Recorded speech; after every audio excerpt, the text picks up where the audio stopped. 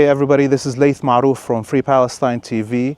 We are in Hosh al-Sayyid Ali, right on the border of Lebanon and Syria. The HTS Wahhabi death squads are attacking the villages on the border here, and we have driven a little bit further.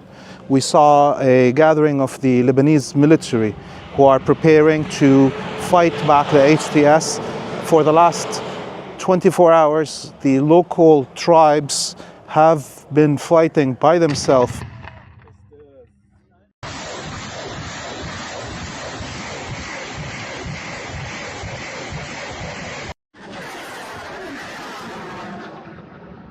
An invasion by the HTS that started because a Wahhabi death squad, 3 members, crossed the border river and tried to steal the sheep of a local shepherd who fought them back, shot them, and killed 3 of them. And that triggered an attack by the HTS on Lebanon.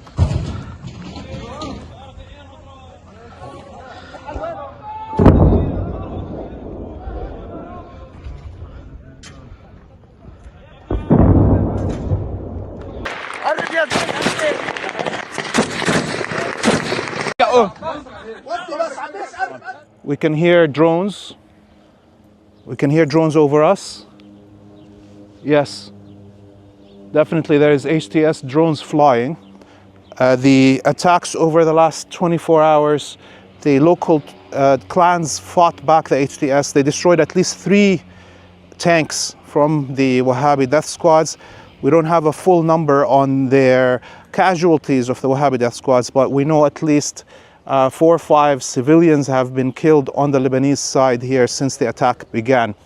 This comes at the same time as there's a coordinated attack in the south of Lebanon by the Israelis on frontline villages. We saw attacks on Kafar Kila and Yaron. At least those villages, there was attacks on the temporary prefabricated structures that the locals have set up to be able to stay in their villages because all the homes are destroyed. One of those prefabricated structures was a coffee shop and a bakery that was feeding the people in Kafar Kala. Now it's destroyed. There's multiple martyrs and injured in the area. The bigger picture, this is all happening as the Zionists restart the genocide in Gaza. An attack since the morning has killed 360 at least Palestinians in the Gaza Strip. Many of them, the number that we have is at least 80, are children, all targeted in their refugee tents in the Gaza Strip. This is the bigger picture of the attacks on Lebanon, the attacks on Gaza, and of course the attacks on Yemen by the United States, and the response of Yemen by attacking multiple aircraft carriers in the Red Sea, in the Arabian Sea, in the Indian Ocean. It seems like there's a re-trigger of the whole war in Western Asia between the axis of resistance and the Americans and the Zionists. We don't know where it's going to go, but these are the beginning fires coming. And we can see another column of the Lebanese army coming right now on the road, heading towards the gathering point of the Lebanese army.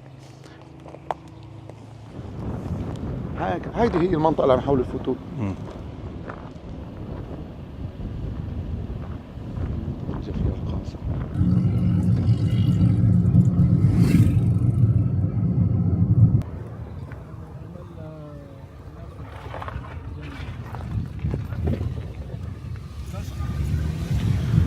Behind me exactly is Al-Qasr, one of the last frontier villages on the side of the bottom of Mount Lebanon before the borders with Syria.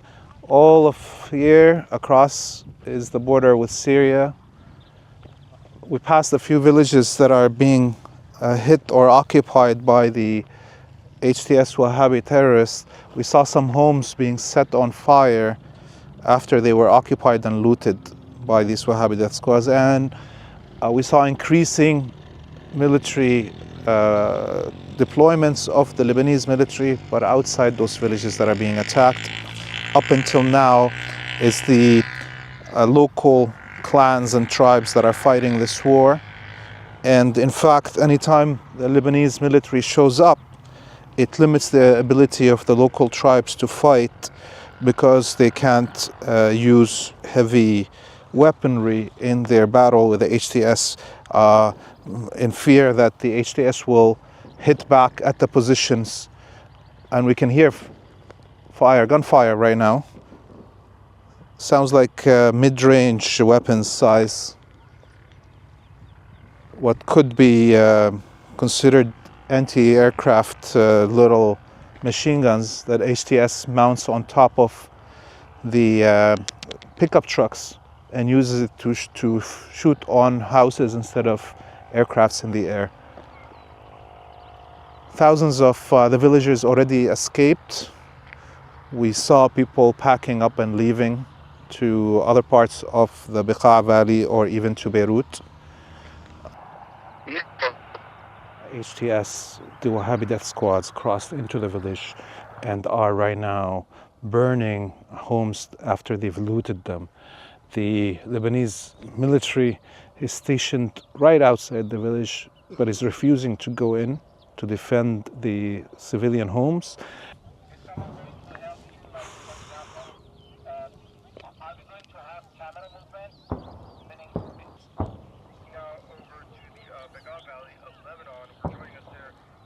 We just entered al-Qasr village, right almost on the border with Syria, which we're going to continue to go and check on. But as you can see, this is in the middle of the main road in al-Qasr. A shell fell here last night, and you can see the damage across the area, even across the street. The businesses on the main street have been damaged. All their front glass has been broken. This is one of many locations in al-Qasr that have suffered from the shelling of the Wahhabi death squads in Syria.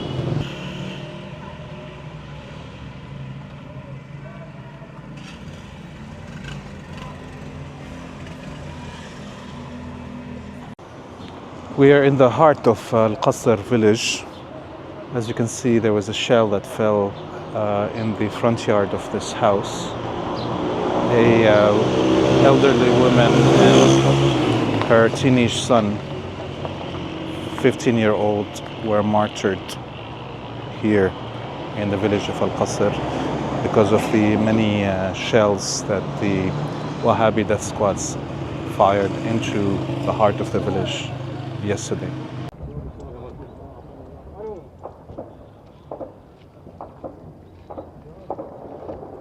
We are at al-Qasr village, right on the border. Right behind this wall is the Syrian territories, and we can hear behind us some firing.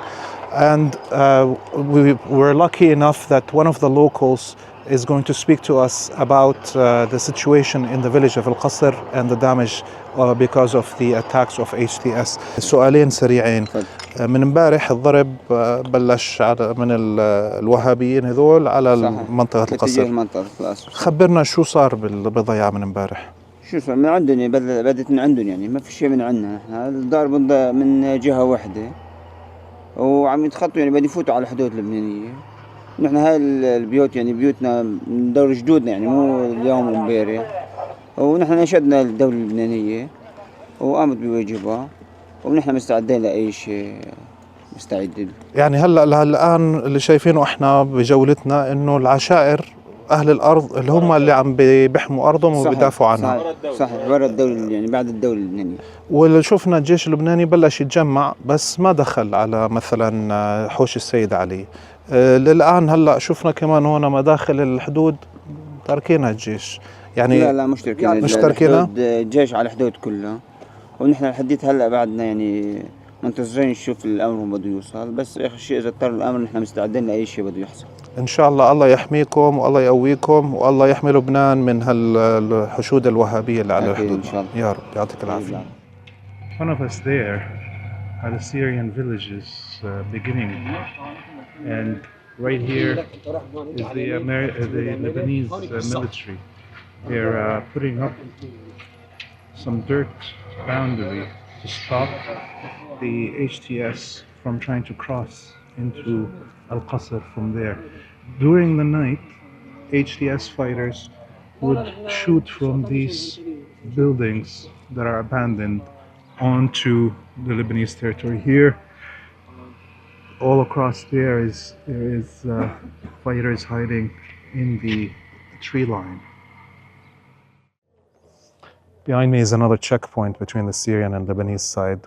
We are still in al-Qasr. You can hear the machine guns. It's a very dangerous situation where we were up on top of the building. There was sniper fire. That was a huge explosion. Another one. It seems like heavy weapons are now in full use. They're in the area between Al-Qasr and Hawsh al-Sayyid Ali.